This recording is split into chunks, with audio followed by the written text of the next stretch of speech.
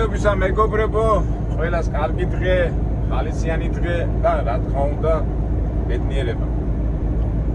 ჩვენ დავიწყოთ. და ვიმყოფები პენსიონის შტატში და მივდივართ შტატ მეინში. ინგლისელები ეძახიან მენს. რამიდა თქვა რომ მეგობრებო, აი ფაქტობრივად რამდენი შტატია ამერიკაში 51, ხო? და გონი 49 შტატში ნამყოფი ვარ. ნიუ-მექსიკო, არიზონა, მასაჩუსეტსი, კალიფორნია, ეს სიტყვით ყველგანა ვარ ნამყოფი. არა ვარ ნამყოფები ალიასკაზე და ერთადერთი შტატი იყო, სადაც არა ვარ ნამყოფი ამდენი წლების განმავლობაში, ეს არის შტატი მენი. მენ, არის ასე ეძახიან, მენ. და აი მან მივდივართ ეხლა ჩვენ. ეხლა ზოგი მეტყვის რა, ასე შორს ახადა რა დროს იწყებო ამაზე საუბარს, მაგრამ მე ასე გადავწყვიტე. მართლა შორსა ვარ, ჯერ პენსილვანიაში ვარ, მე გადავარ ნიუ-იორკის შტატში, მე კონექტიკუტი, მასაჩუსეტსი, ნიუ-ჰემპშირი და მოვხდებით მენში. მაგრამ რატომაც ეხლა უნდა გავჩერდე პატარა საქმე მაქვს, 10 საათი უნდა გავჩერდე, მაგრამ სანამ იქამდე მივალთ, მაინც მინდა რომ როგორც ყოველთვის ჩვენ რაღაც ინფორმაციას ვკრიფავთ ყოველი შტატისა და ყოველი ადგილის შესახებ. ხშირად მითქავს ხო მეგობრებო, აი რაღაც თემაზე რომ ლაპარაკობ, ყოველთვის სასურველია რომ მომზადებული იყო. ყოველ შემთხვევაში ცოტა ინფორმაცია მაინც აიღო და მეც ეხლა გადავწყვიტე სანამ ჩავალ, მოდი მეინის შტატზე რაღაც ინფორმაციები ავმოკრიფე, რომ უკვე გვეცოდინება ის ისტორია, ტრადიციები, რითი ცხოვრობენ, რას აკეთებენ და რა შეიძლება ნახო, უფრო მოხერხებული ხარ, ვიდრე პირდაპირ დაადგები და ინფორმაცია არ აგავს. აქედან გამომდინარე, მოდი ასეთი ექსპერიმენტი გავაკეთოთ. ჩვენ ხშირად აი მივსურვათ ხოლმე ზოგიერთ ადგილას და საერთოდ აზრი არ ვიცით რა ხდება, როგორ ხდება და პირდაპირ ასე ხახამშალები უყურებთ ხოლმე და ეხლა მინდა თავისთავად მომზადებულები შევიდეთ ამ შტატში და რაღაცა საფუძველი გქონდეს ასეთი პატარა საფუძველი, ხასიათების შესახებ, რაც იქ ხდება. თან ჩვენი ასე ვთქვათ ძღოლიდან დანახული ბევრ რაღაცას ვერ ნახულობ, ეხლა როდესაც შენ მიდიხარ სპეციალურად როგორც ტურისტი ან სპეციალურად როგორც სპეციალისტი, უკვე იცი სად მიდიხარ და როგორ მიდიხარ და ჩვენ შემთხვევაში ეხლა რომ მიადგები უცბად, ნაუცბადევად რაღაც და რაღაც დაბნეული ვითახარ, რაღაც მოუხერხებული სიტუაცია იქნება და ეს მოუხერხულება რომ მოუბრათ, მეც აი პატარა ინფორმაციას მოვგაწვით და ერთ სიტყვით მომზადებულები შევიდეთ ამ მეინის შტატში. მეინის შტატი ეკუთვნის იმ შტატებს, აი ახალ ინგლისს რო ეძახიან, ახალ ინგლისის შტატებში შედის მასაჩუსეტსი, კონექტიკუტი, ნიუ-ჰემპშირი და მეინი. ეს არის შტატი, არის უკიდურესად ჩრდილოეთ აღმოსავლეთ ნაწილში და ფაქტობრივად ყველაზე ზემოთა ნაწილია შეერთებული შტატების. გამოირჩევა მეინი თავისი ტყის, ფაქტობრივად ტყით არის დაფარული და ცნობილია რომ ყველაზე დიდი მთა ამერიკის, ჩრდილოეთ ამერიკის შეერთებულ შტატებში, კადილაკი იმყოფება მეინის შტატში. მომრჩა ამ ახალ ინგლისის ჯგუფში შედის შტატი ვერმონტი უბრალოდ. ახალ ინგლისიდან გამომდინარე, ეს არის ფაქტიურად უკვე 1600 ამერიკა როდის აღმოაჩინეს 1490-ში და ეს ცოტა ცივი ადგილები რო იყო, გერმანელებმა დაიწყეს, ინგლისელებმა დაიწყეს ამ ტერიტორიების ათვისება და იმიტომაც დაარქვეს ახალი ინგლისი. ცივი კლიმატიდან გამომდინარე, სამხრეთის ხალხი უფრო ვერ ეთვისება და დღემდე მეინი, ეხლა არ მინდა რასისტურ თემებზე გადავიდე, ყველაზე თეთრ შტატად ითვლება. მგონი როგორც ვიცით, მოსახლეობიდან 99% სუბთეთრკანიანები არიან. კოლონიზაციიდან დაწყებული ინგლისელები აქ ხეტყია წამყვანი დარგი, დღესაც მეთევზეობა და ესეთი კენკროვანია ალუჯია ვაიმე დამავიდა სახელი, მოცვი მოყავს ძალიან ბლომად და რაც თავარია ბევრი დასასვენებელი ადგილია, იმიტომ სუბთა ჰაერია, ტყე და ეკოლოგიურად ერთ-ერთი ყველაზე სუფთა შტატია მთელ ამერიკის შეერთებულ შტატებში.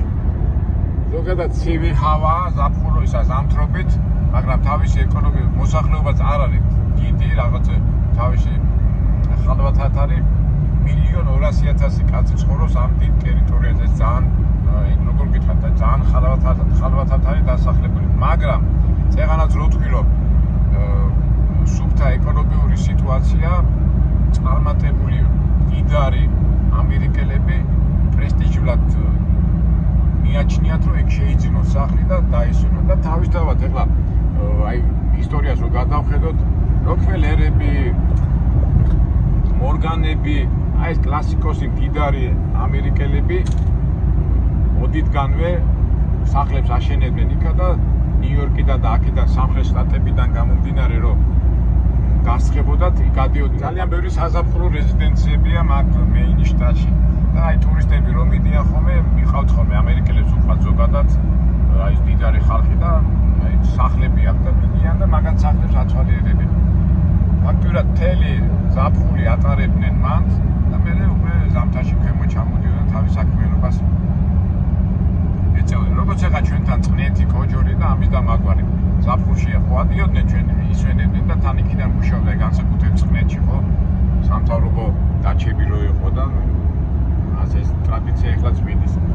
ერთ სიტყვით მეინის შტატი, ასე ვთქვათ, პრესტიჟურ შტატად ითვლება მდიდარი ადამიანების, ასე ვთქვათ, სავანებელი საზაფხულო რეზიდენციებით არის სავსე. და ისტორიას რო გადავხედე, თვითონ მეინის შტატი ცალკე გამოყოფილი არ იყო, ეკუთვნოდა მასაჩუსეტსის შტატს და როგორც წავიკითხე 1830 წელს გამოიყო და ამ ინგლისურ შტატებს შორის ყველაზე დიდი ტერიტორია უკავია და ნუ ცალკე როგორც შტატი გახდა 1830 წელს მეინის შტატი და ძალიან დიდი მნიშვნელობის, ასე ვთქვათ, როლი მიუძღვა და ამერიკის დამოუკიდებლობის ასეთ ბრძოლაში, იქ როგორც ერთი პროცესები მიდიოდა და ფაქტიურად ერთ-ერთი პირველი შტატი იყო, შტატი არა მასაჩუსეტსთან შორის, მაგრამ აი ეს პოლიტიკურ სიტუაციებში ძალიან აქტიურ მონაწილეობას ღებულობდა და ერთ-ერთი ძირითად 13 შტატში შედიოდა, საიდანაც დაიწყო ამერიკული, როგორც სახელმწიფო ამერიკის შტატის დამფუძნებლად ითვლება, ასე რომ ვთქვათ, რა ეს ცოტა უხეშად ვამბობ, ერთ-ერთი 13 შტატს შორის შედიოდა, რომლებიც პირველი ბირთვი იყო ამერიკის შეერთებული შტატებისა და ეგანა თქვი, რომ მეინის შტატი ხეჭრის მეურნეობის ბიზნესით არის დაკავებული და მეთევზეობით და განსაკუთრებით ლობსტერები, ანუ ლობსტერებს ეძახიან კიბოჩხალების ბიზნესია. რა ვიცი, თუ მოვხდით იქ აუცილებლად უნდა შევიდეთ ერთ-ერთ რესტორანში და მიირთვათ უკვე რა ქვია ეს კიბოჩხალა, რომელსაც თავისი ცოდნა უნდა, თავისი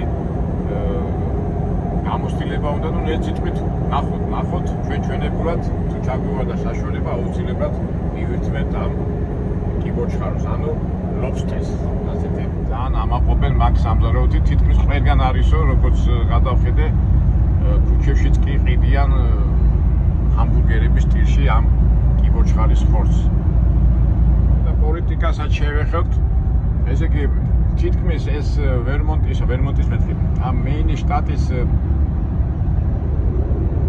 რესპუბლიკელები იმარჯვებდნენ ყოველთვის, სადღაც ერთი მე-20 საუკუნის 80-იან წლებამდე, მაგრამ მერე რესპუბლიკელები გადაედნენ დემოკრატები იგებენ და რამდენი დემოკრატების გამარჯვების შემდეგ 2016 წელს უკვე ტრამპმა მოიგო როგორც რესპუბლიკელმა და ეს ძალიან გაუკვირდა ყველას. რატომ? იმიტომ რომ ითვლება ერთ-ერთ ყველაზე ლიბერალურ შტატად, თავისი ლიბერალური ხედვებიდან გამომდინარე და ერთ-ერთი პირველი შტატი იყო ამერიკის შეერთებულ შტატებში, როგორც ვიცი, მგონი 2006 წელს მიიღეს ერთსქესიანთა ხელი მოაწინეს ნებადართვის ერთსქესიანთა ქორწილის ნებართვა მიიღო ამ მეინის მთავრობამ და პარლამენტმა, მაგრამ 2008 წელს ისე უკან დაიბრუნეს და უკვე აკრძალეს ერთსქესიანთა ქორწილი. მაგრამ დიდი ბრძოლისა და მთელი არ ვიცი ხა მე ბრძოლა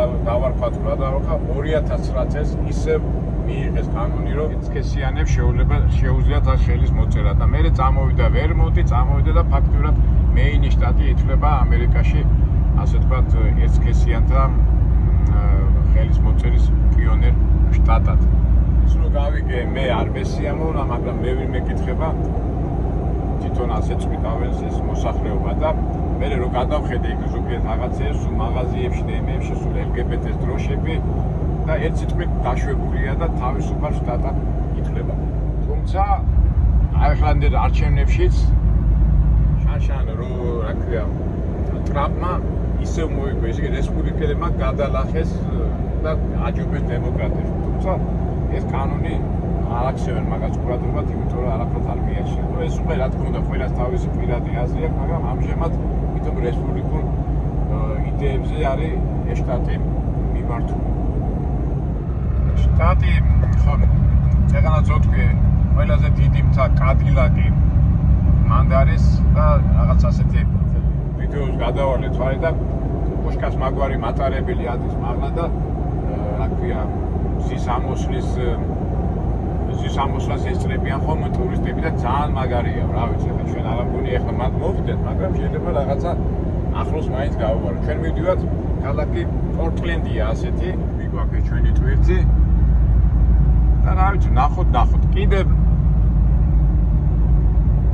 მეინი შტატი ცნობილია, აქ ცხოვრობს ეს ჩვენი ცნობილი სტივენ კინგი, საშინელებათა ჟანრის მეფე.